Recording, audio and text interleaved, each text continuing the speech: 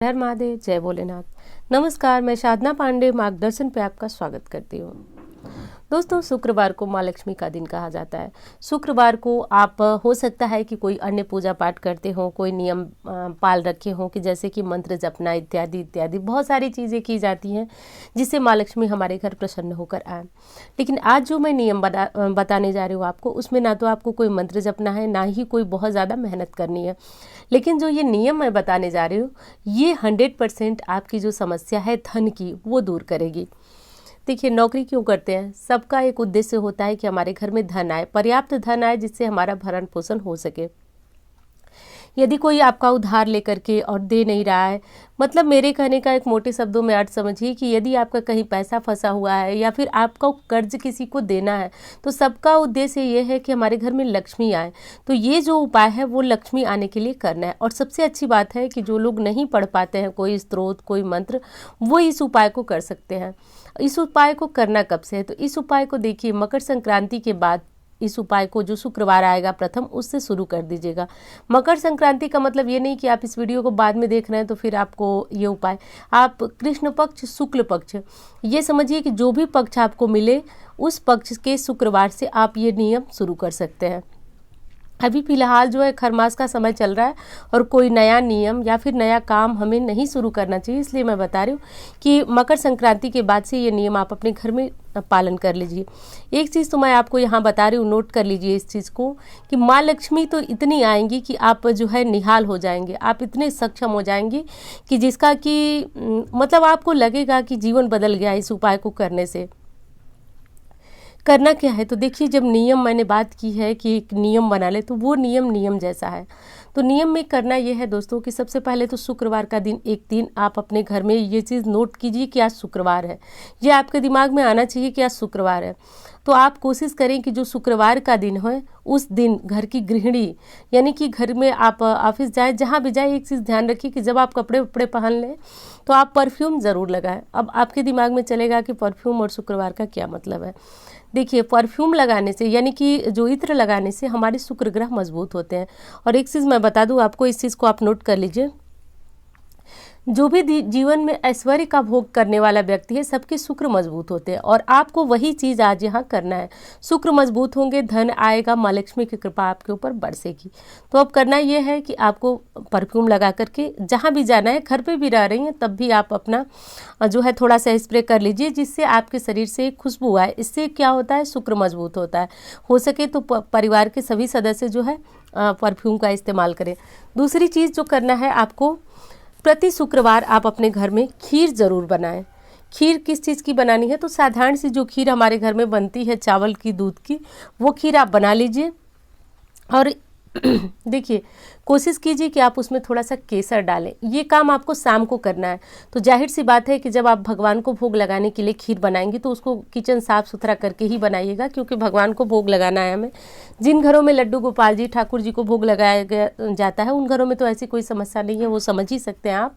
लेकिन उन लोगों के लिए बता रही हूँ जो लोग कि घर में अपने किचन में लहसुन प्याज इत्यादि सब कुछ बनाते हैं, तो वो लोग उस दिन शुक्रवार के दिन शाम को किचन अच्छी तरह से साफ करके और खीर बनाइएगा। कोशिश कीजिएगा कि उसमें केसर डाल दीजिएगा। नहीं डाल पाते हैं कोई बात नहीं, बिना केसर डाले भी आप ये खीर, मतलब जितनी अच्छी आप खीर बना सके कोशिश कीजिए बहुत अच्छी खीर बनाने की।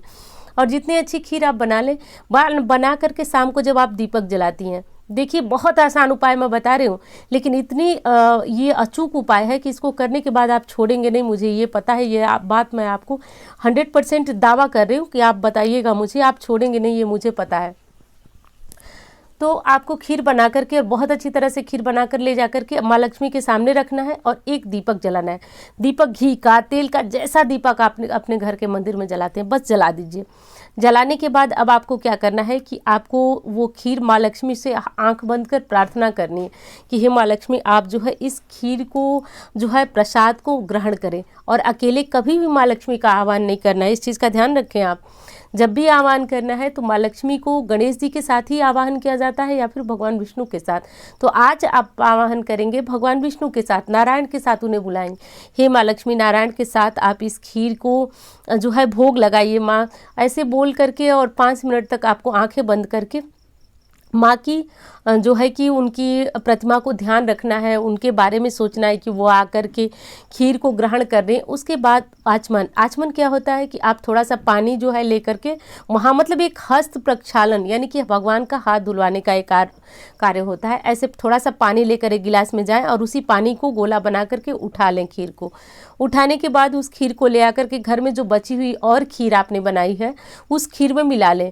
पूरे परिवार को उस खीर का सेवन कराएं। दोस्तों ये नियम ऐसा है, निश्चित रूप से ये आपको आपके शुक्र को मजबूत कर देगा। देखिए, भ्रमित करने वाली वीडियो आपको बहुत सारी मिलेंगी, ये कर लीजिए वो कर लीजिए, लेकिन जो ठोस बातें होती हैं वो निश्चित रूप से जीवन बदलती हैं। 1-2 शुक्रवार में नहीं, लेकिन एक चीज़ मैं आपको बता दूं, 7 या फिर 9 शुक्रवार में देखने को इसका परिणाम आपको मिल ही जाता है। 11 में तो कोई शक ही नहीं है। 11 शुक्रवार बीतते बीतते आपकी परिस्थितियाँ जो है एकदम सही हो जाती हैं। अब ज़रूरी नहीं है कि आप, जैसे कि कुछ स्थितियां होती हैं, जैसे मासिक धर्म की स्थिति है, तो उस समय जो है हम नहीं कर सकते।